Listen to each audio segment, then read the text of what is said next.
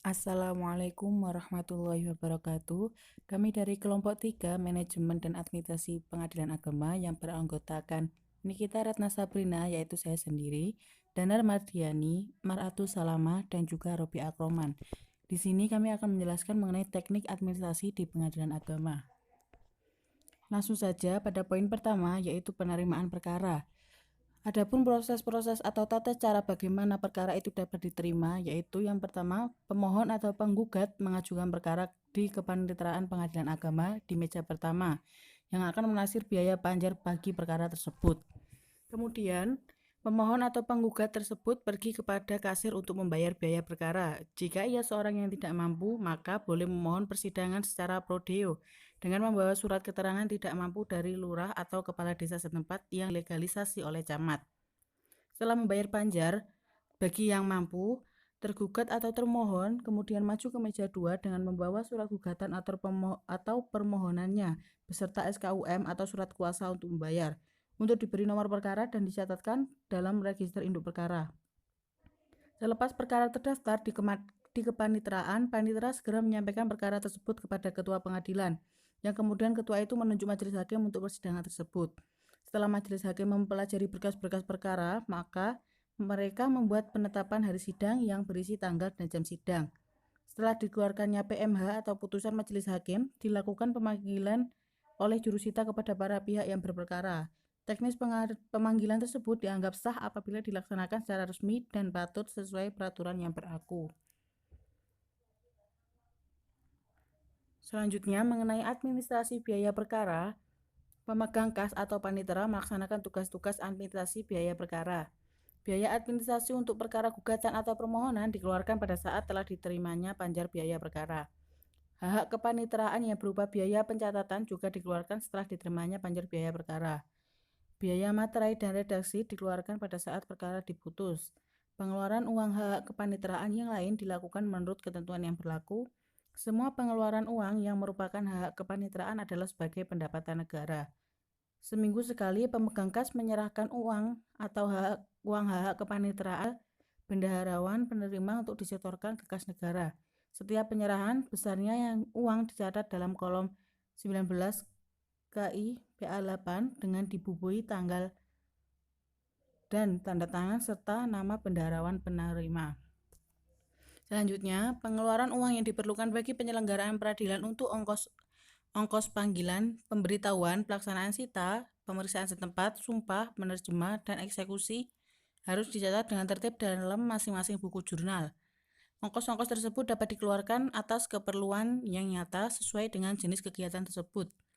Pemegang kas mencatat penerimaan dan pengeluaran uang setiap hari dalam buku jurnal yang bersangkutan dan mencatat dalam buku kas bantu yang dibuat rangkap 2. Lembar pertama disimpan oleh pemegang kas dan lembar kedua diserahkan kepada panitera sebagai laporan.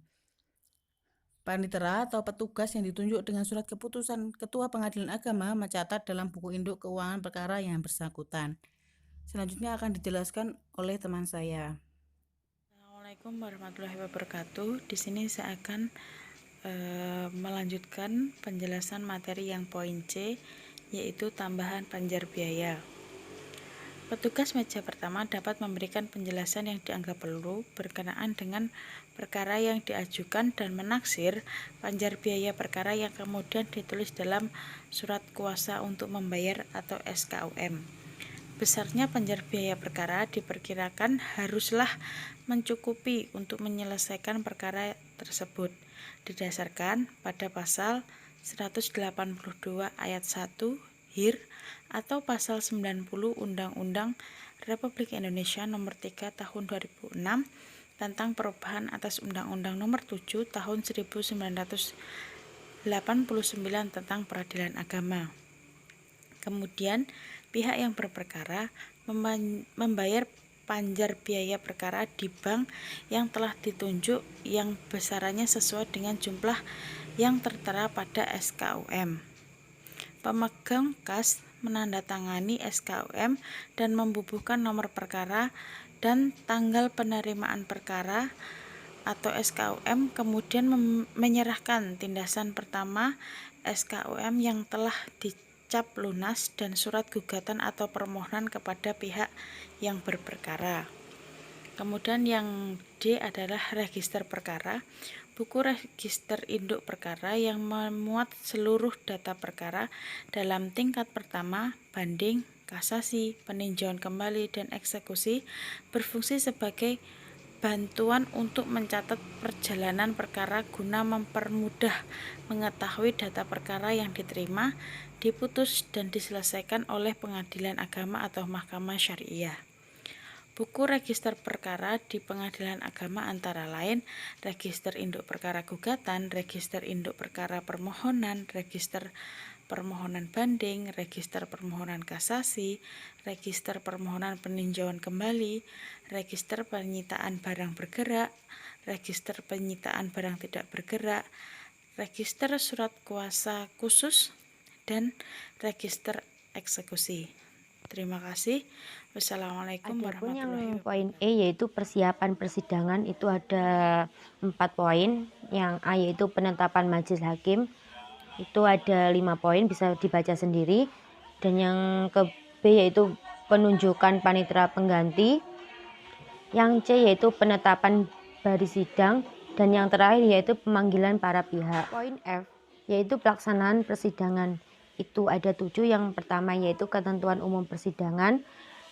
Kedua, berita acara persidangan, lalu rapat permusyawaratan majelis hakim, selanjutnya putusan, pemberitahuan isi putusan, minutasi berkas perkara, dan yang terakhir yaitu penyampaian melanjutkan penyampaian dari saudari Maratus Solihah, yaitu yang poin G, laporan perkara.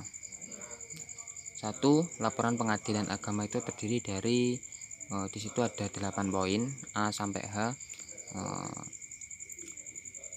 Juga ada kodenya masing-masing. Langsung saja yang ke poin 2 yaitu asli laporan dikirim kepada Ketua Pengadilan Tinggi Agama, sedangkan lembar kedua dikirimkan kepada Mahkamah Agung, Direktur Jenderal Badan Peradilan Agama. Selanjutnya laporan keadaan perkara, laporan keuangan perkara, dan laporan jenis perkara dibuat setiap akhir bulan dan harus diterima oleh Pengadilan Tinggi Agama dan Mahkamah Agung selambat-lambatnya tanggal 18 bulan berikutnya. Selanjutnya yaitu yang nomor 4, laporan perkara yang dimohonkan banding, laporan perkara yang dimohonkan kasasi, juga perkara yang dimohonkan peninjauan kembali, dan laporan perkara yang dimohonkan eksekusi dibuat setiap 4 bulan, yaitu pada akhir bulan April, Agustus, dan Desember.